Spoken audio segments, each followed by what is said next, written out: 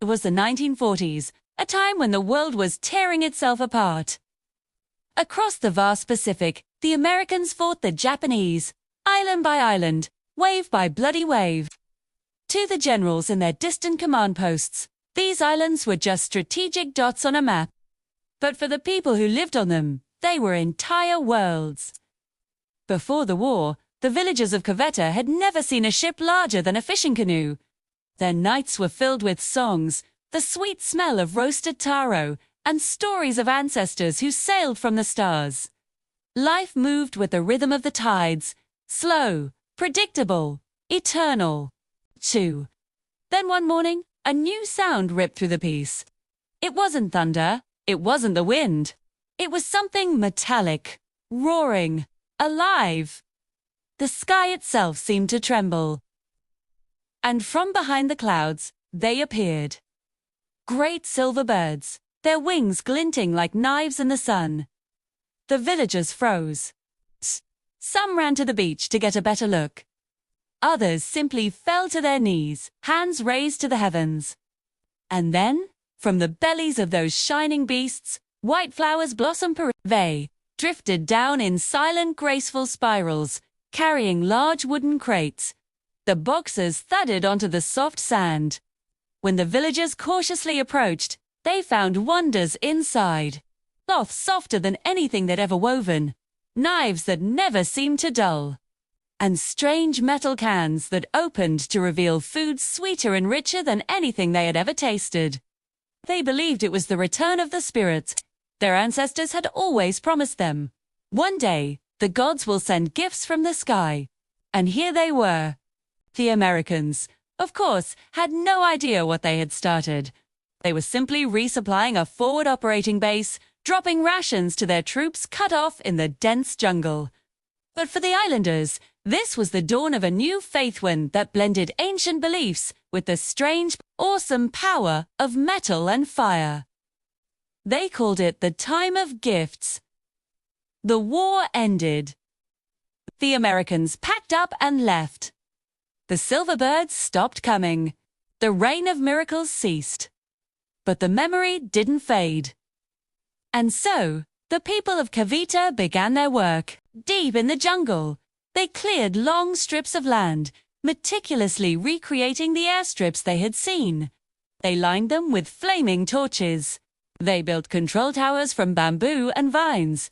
Men would stand on those towers, wearing makeshift headsets carved from coconut shells, speaking into sticks as if they were radios. They waved flags, mimicking the strange rituals of the sky people. They were calling the sky back. Every evening, they lit their fires, beat their drums, and sang the old chants. Convinced that if they recreated the sacred moment with perfect faith, the gods would once again send their gifts.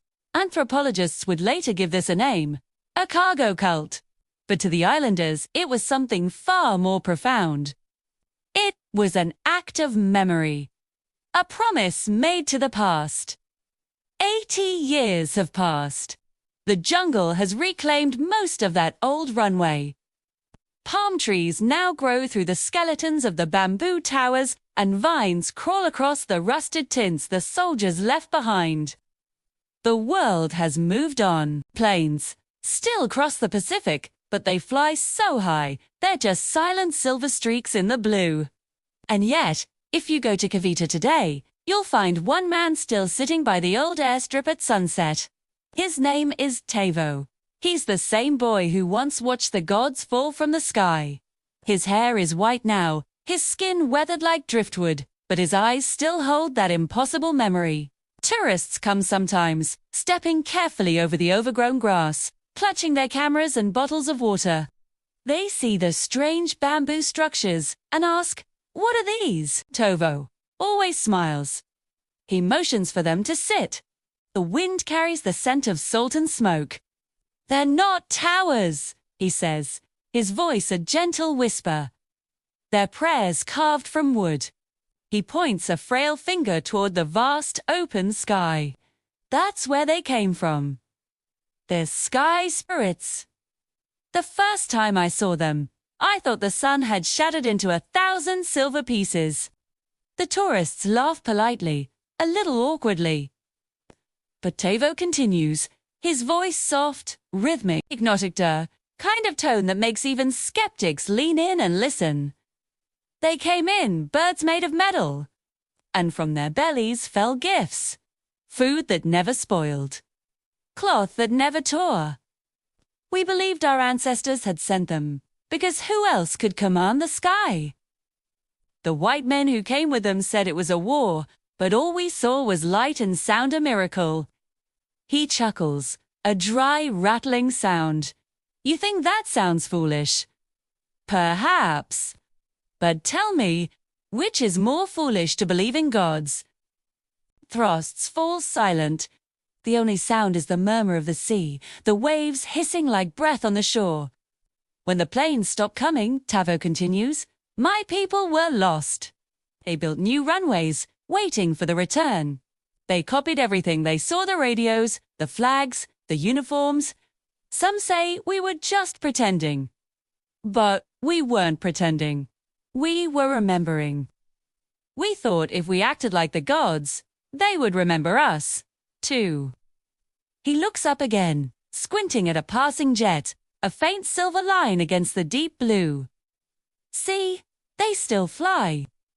But they never land here anymore. Later, as the tourists return to their modern lodge, the story lingers. They look up at the star-filled sky and can't help but picture those white parachutes drifting down like slow, silent snow. And that's when the question hits you, how different are we really? We build our own temples, towers of glass and steel that scrape the sky. We light up the night with electric fire.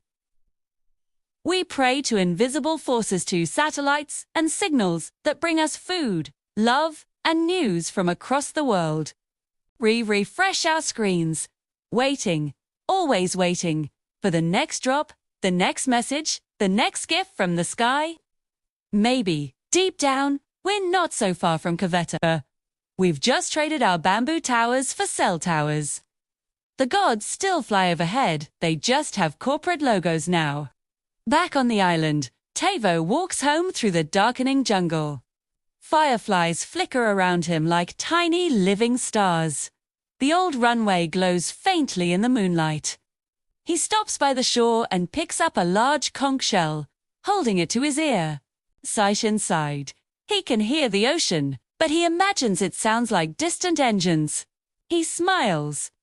The sky remembers. He whispers to himself. History remembers, too. Anthropologists still visit these islands, tracing the remnants of the cargo cults. They study the stories of John Froome, a messianic figure said to return one day, bringing shiploads of goods and lasting peace. They photograph the bamboo towers and wooden airstrips that still stand like ancient skeletons in the forest. But what the studies rarely capture is the raw emotion. The sheer awe of a people witnessing modernity crash headfirst into their world of myth. For those islanders, technology wasn't just a tool. It was tangible proof that the unseen world, the world of spirits and ancestors, could be touched. And in a way, they weren't wrong.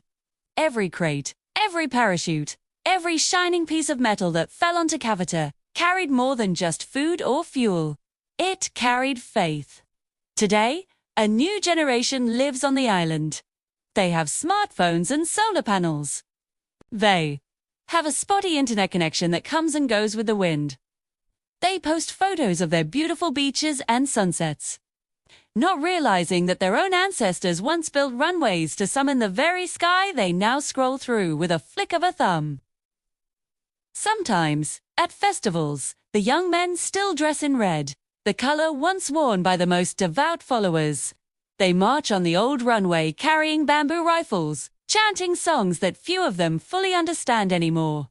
It's part performance, part remembrancer, living bridge between their world and a world that is lost. Tobo watches them from his chair under the palms. He doesn't correct them. He doesn't preach. He just smiles. Because somewhere deep inside, he still believes that the gods will return. Not with parachutes, maybe, but in some other form. Every age, he says, has its own sky.